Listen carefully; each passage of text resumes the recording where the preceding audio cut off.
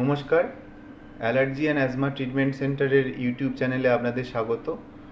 আজকে আমার আলোচনার বিষয় হলো ইনসেক্ট অ্যালার্জি। ইনসেক্ট বলতে আমরা বুঝি যে পোকামাকড়, কীটপতঙ্গ, পিঁপড়ে, মৌমাছি, বোলতা, এইসব, হ্যাঁ, এগুলোই ইনসেক্ট। কিন্তু কিছু কিছু ইনসেক্ট আমরা কিন্তু দেখতে পাই না, যেগুলো ডাস্টের মধ্যে মিলেমিশে থাকে, আমাদের বিছানার চাদরে থাকে, যেগুলো কি আমরা ডাস্ট মাইট বলি, ঘরের পর্দায় থাকে। ডাস্ট মাইটস এক ধরনের ইনসেক্ট। এগুলো কিন্তু আমাদের কামড়ায় না, বাট এদের এক্সক্রিটা মানে নির্যাস এবং বডি পার্টস, এগুলো কিন্তু ভেরি পোটেন্ট অ্যালার্জি। যেই ধরনের ইনসেক্ট আমাদের কামড়ায় না, যেমন আমি এক্ষুনি বললাম ডাস্ট মাইটস, যাদের খালি চোখে দেখা যায় না, সেই সব ইনসেক্টেও কিন্তু আমাদের গায়ে অ্যালার্জির র্যাশ দেখা যায়। অনেকের লাল হয়, জায়গাটা ফুলে যায়, ইচিং হয়, আর্টিকেরিয়া যাকে আমরা বলি। কারোর স্নিজিং রানি নোজ হয়। আর যারা প্রোন টু অ্যাজমা বা অ্যাজমা আছে, তাদের কিন্তু অ্যাজমার অ্যাটাক হয় এই ধরনের ডাস্ট মাইটস থেকে। সুতরাং ডাস্ট মাইটও একটা ইনসেক্ট। আমরা ইনসেক্ট মানেই সবসময় যে বুঝবো যেই পোকাটা, যেই কীটপতঙ্গ আমাদের কামড়াবে, তা কিন্তু না, এটা ভুল ধারণা। ডাস্ট মাইটস অ্যালার্জিগুলো আমাদের ট্রিটমেন্ট করতে হয়। দ্বিতীয়ত, যেই ধরনের ইনসেক্ট অ্যালার্জি আমরা সচরাচর শুনে থাকি, যে লাল পিঁপড়ে, বোলতা, ভিমরুল, মৌমাছি, এই সমস্ত কামড়ে সিভিয়ার অ্যালার্জিক রিয়াকশন হয়েছে, সেইগুলো আমরা ইনসেক্ট অ্যালার্জি বলতে সচরাচর তাই সাধারণ মানুষের কাছে শুনে থাকি। ইনসেক্ট অ্যালার্জি কিন্তু খুব সাংঘাতিক হতে পারে। কারোর ইনসেক্ট বাইট হলে যদি অ্যালার্জিক রিয়াকশন হয়, ধরুন স্কিন লাল হলো, ফুলে গেল, কিন্তু কারোর কারোর এই ধরনের অ্যালার্জিক রিয়াকশন প্রোগ্রেস করে শ্বাসকষ্ট অবধি হতে পারে। সেই পেশেন্টটি অ্যানাফাইলেকটিক শকে চলে যেতে পারে, তার ব্লাড প্রেশার কমে যেতে পারে, ব্লাড প্রেশার মে বি আনরেকর্ডেবল।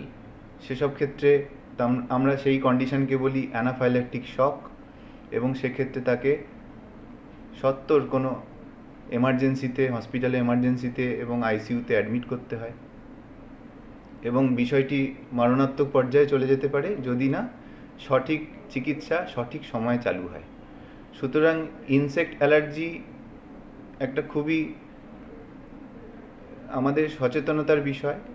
যার কখনো কোনো ইনসেক্ট কামড়ে অ্যালার্জির রিয়াকশান হয়েছে শরীরে, তিনি কিন্তু সাবধান হবেন, কারণ ভবিষ্যতে কিন্তু এই বিষয়টা অ্যানাফাইল্যাক্সিস হতে পারে, অ্যানাফাইলেকটিক রিয়াকশানও হতে পারে। যেই সিমটমগুলি বললাম, শ্বাসকষ্ট, চোকিং, লো ব্লাড প্রেশার, এমনকি পেশেন্ট আনকনসাসও হয়ে যেতে পারে।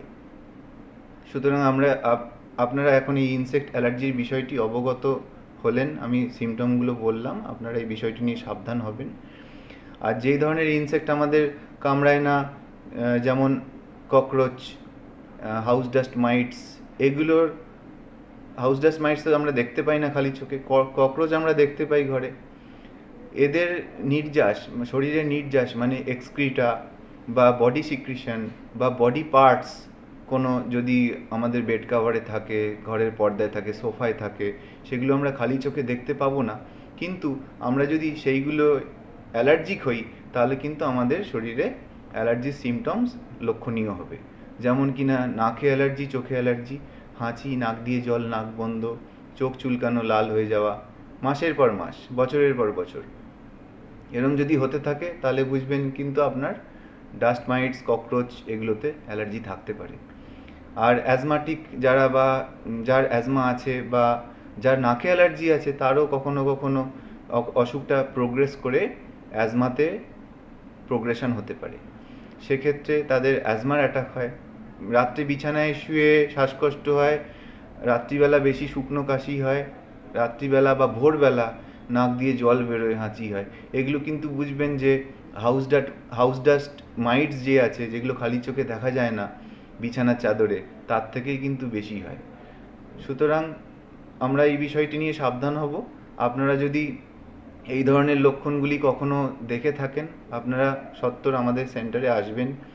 এর সুচিকিৎসার ব্যবস্থা আছে, আমরা ওষুধ দিয়ে থাকি, এবং পাশে পাশে যার যেই বিষয়ে অ্যালার্জি ট্রিগার করে, যেই ফ্যাক্টরগুলো, সেই বিষয়ে আমরা ইমিউনোথেরাপি দিয়ে থাকি।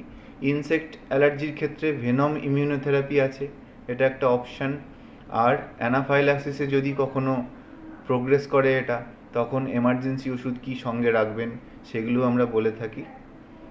আজকে এই বিষয়টা নিয়ে এইটুকুই আলোচনা করলাম। পরে অন্য কোনো বিষয় নিয়ে আপনাদের সামনে আবার উপস্থাপনা করব। ধন্যবাদ।